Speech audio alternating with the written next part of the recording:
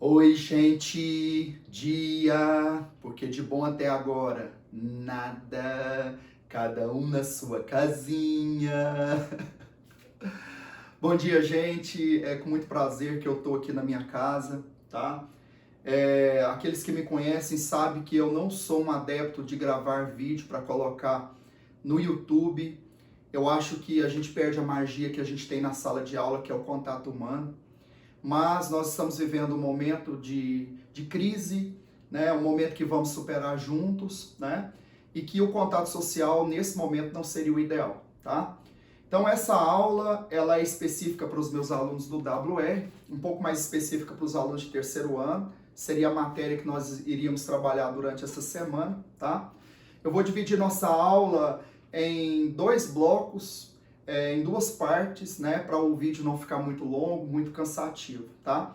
Obviamente, gente, está aberto para todos os meus alunos e espero que possa ajudar vocês agora a manter o foco, manter os estudos.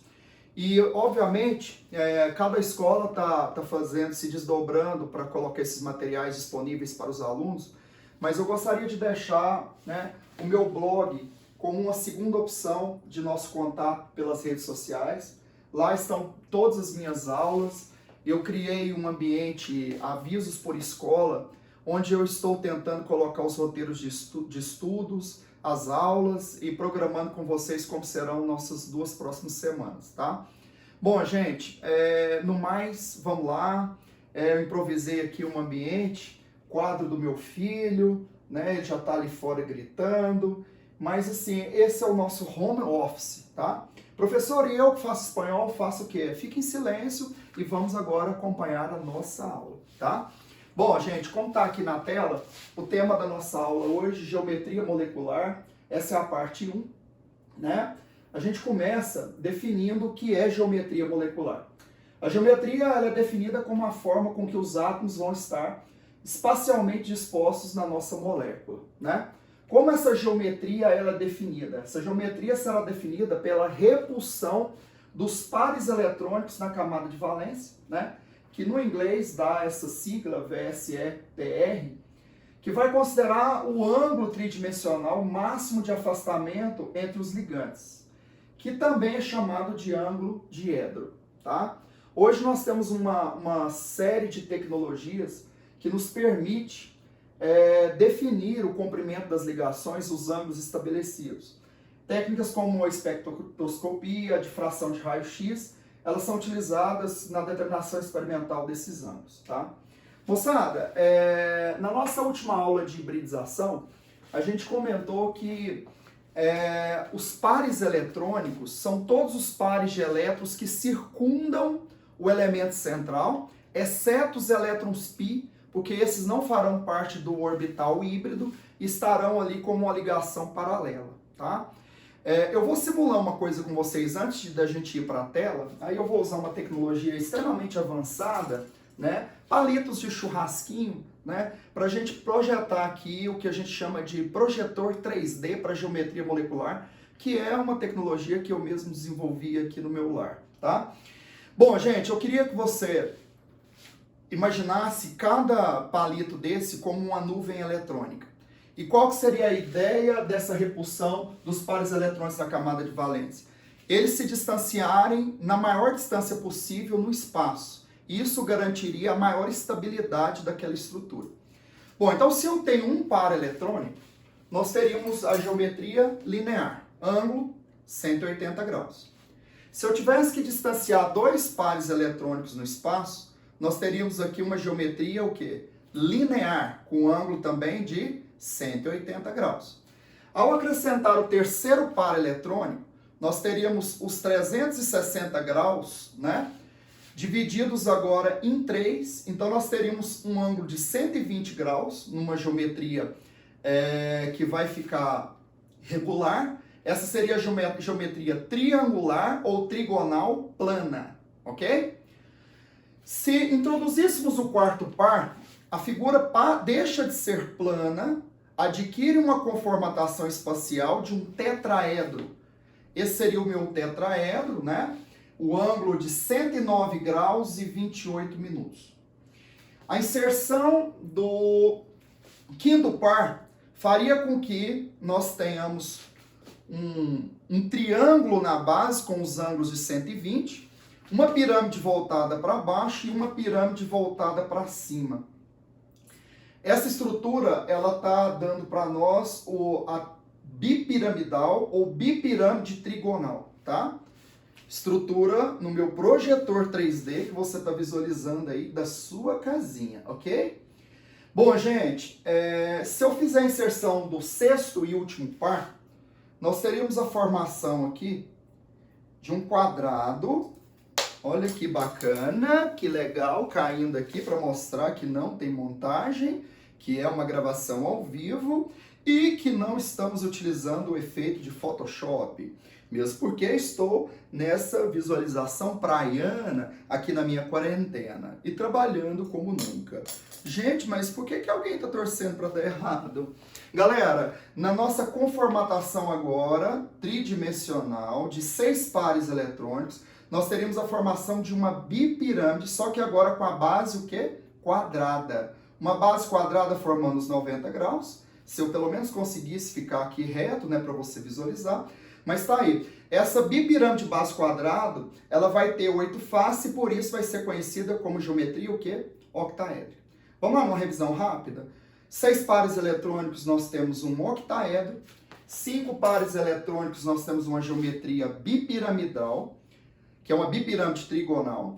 4 pares eletrônicos nós teremos a formação de um tetraedro. 3 pares eletrônicos nós teremos a formação da geometria trigonal plana. 2 pares eletrônicos nós temos a geometria linear.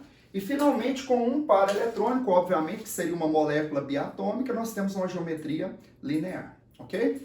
Moçada, eu queria passar essa visualização espacial de cada uma das geometrias para a gente começar a nossa aulinha. Nós vamos começar com o cloreto de hidrogênio, né? Também conhecido à noite como HCl. E obviamente na hora de você montar essa molécula, nós faríamos uma ligação entre o hidrogênio e o cloro. O cloro usou um de seus elétrons e manteve aqui 3 pares de elétrons não ligantes, né? Nós já conversamos sobre isso. Em estruturas lineares, nenhum desses orbitais estão sofrendo hibridização. E aí a organização aqui com um par eletrônico seria exatamente um traço com a geometria linear e um ângulo de 180 o quê? Graus. Tá aí um caso bem simples, né? Vamos dar uma olhada como é que ficou isso aqui na tela. Gente, como sempre, coloquei uns efeitos bem legais, que às vezes o cara não entende a aula, mas curte o efeito. E aí isso aqui é importante, né? Tá com o coração bom. Galera, estrutura eletrônica ou fórmula de Lewis, o HCl, nós teríamos uma conformatação linear da nossa estrutura. Então, geometria linear. Aquela frase célebre, né? Que diz que toda molécula biatômica é uma molécula o quê? Linear. Né? Vamos lá, vamos à frente. Dióxido de carbono, CO2, gás carbônico. Vamos lá, moçada, montar a estrutura aqui no super quadro do Mateusão, né? Que está colaborando na nossa aula nesse momento. Galera, carbono, oxigênio. Estabeleço uma ligação, ninguém feliz ainda. Tudo bem feliz, gente? Atingindo ali o octeto. Segunda ligação, né? Professor, e por que você pegou a lana zero? Cala a boca! Não atrapalha o momento, gente. Então aqui nós temos oxigênio feliz, carbono ainda não. Estabelecendo mais 2 ligações, né? Como brinco com os meus alunos, você vai colocar aqui um pouquinho de glitter, uma purpurina, sempre integralizando ali o total de 8 elétrons para cada um deles. Moçada, como nós já combinamos, aqui nós vamos ter 4 pares de elétrons em volta do carbono, mas apenas 2 nuvens eletrônicas ou 2 pares eletrônicos, né? Isso vai dar uma conformatação, então, linear, né, na nossa estrutura, formando o ângulo de 180 graus, tá? Sem muito estresse, então um par eletrônico linha, 2 pares eletrônicos linha. Qual a diferença? Como esse cara tem 2 pares eletrônicos, esse carbono agora está sofrendo uma hibridização que é SP. Vou ter que misturar dois pares eletrônicos, SP. Geometria linear. Moçada, passando agora para o trióxido de enxofre, né? Eu estou usando o quadro para a gente montar a estrutura e visualizar quais seriam as ligações estabelecidas. Enxofre, oxigênio, faz uma, duas, ambos estáveis. As duas estruturas atingiram o octeto. Nós temos agora a entrada de mais dois oxigênios através da ligação que? Dativa. Sendo dativo, o oxigênio não utilizou nenhum dos 6 elétrons que ele tinha na camada de valência. Esse oxigênio fez uso de 2. O enxofre fez o uso dos 6 elétrons, né? Você lembra dessa estrutura? Duas ligações normais, duas dativas. Nós temos uma estrutura em ressonância, né? E o comprimento das ligações iguais. Contando os pares eletrônicos presentes aqui, 3, porque eu não vou contar os elétrons π. Distanciamento de 3 pares no espaço, nós teríamos a formação de um triângulo numa geometria conhecida como triangular ou trigonal plana, ângulo de 120 graus, ok? Percebam que nessa estrutura ele representa a dupla, nessa estrutura ele representa o híbrido de ressonância, onde essa ligação π está passando pelos 3 pontos, e nessa estrutura a gente mostra que a ligação ela é simétrica, ela tem o mesmo comprimento, né? Lembrando que esse comprimento ele está compreendido menor do que uma ligação simples, maior que uma ligação dupla, ok? Uma estrutura de ressonância. Vamos à frente. Metano.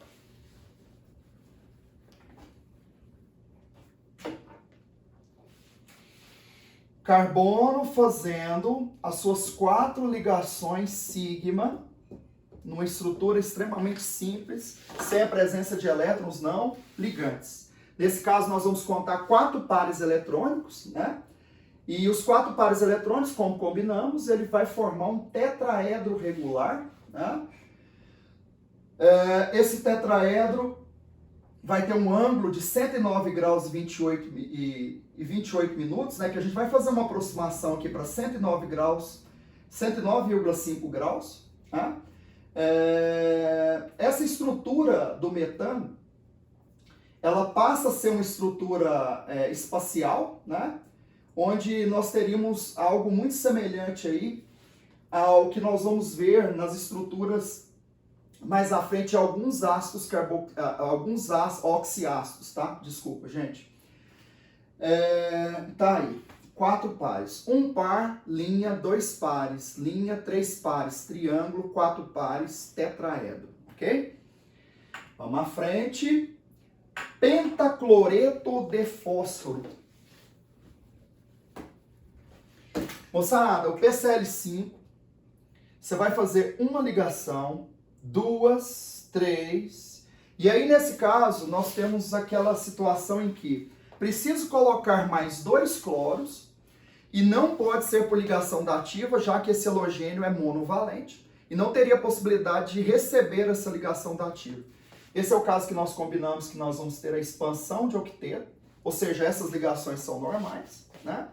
Olha lá que bacana, você colocando glitter. Professor, agora que eu compreendi, eu ponho tanto de bolinha que eu quiser. Não faça isso, meu querido herói. Tá aí você completando o octeto de cada um desses cloros. 5 pares eletrônicos, como já combinado no nosso projetor 3D, com espetinhos de churrasco.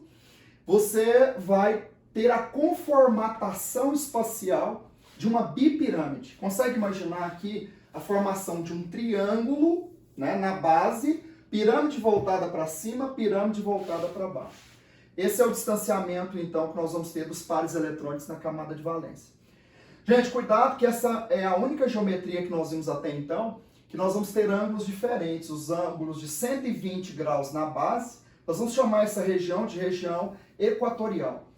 E esses 2 cloros eles estão posicionados na região coaxial, tá? Nesse caso, nós temos aqui um ângulo reto formando um ângulo de 90 graus, ok?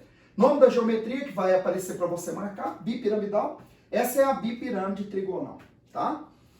Moçada, e fechando esse primeiro bloco, eu tenho hexafluoreto de enxofre.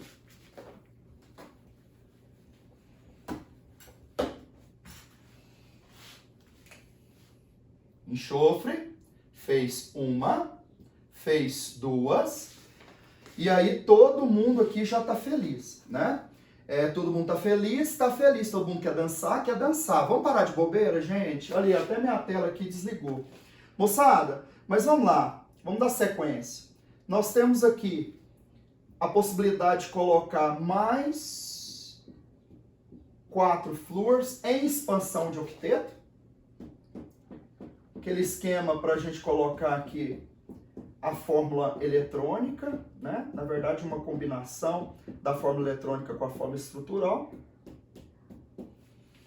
E estamos diante de 6 pares eletrônicos. Gente, 6 pares eletrônicos, nós vamos ter a conformatação do octaedro, né? Nós vamos ter uma estrutura em que você tem 4 ligantes na base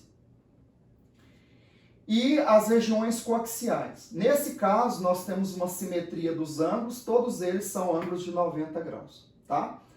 Moçada, com muito carinho que eu dedico essa aula para vocês, espero encontrar todos muito bem, tá? Já, assim, parece brincadeira, mas já tô com um pouco de saudade de estar na sala, vontade de estar aqui, ver um Jamal, ver um Sonífero, ver um Lost, né? Então, assim, essa é a nossa primeira aulinha. Eu vou colocar para vocês lá um roteirozinho de estudo. Procure o módulo correspondente no livro da geometria molecular. Execute já os exercícios. E lembrando, essa é a primeira parte da nossa aula. Se a gente fosse estabelecer uma semelhança entre essas geometrias que eu te apresentei, eu queria deixar isso como um pensamento para o nosso próximo encontro. Todas essas geometrias que eu apresentei, nós não temos elétrons não ligantes no elemento central, ok? Gente, fica aí essa aulinha com muito carinho. Um abraço para todos e até a próxima. Beijão!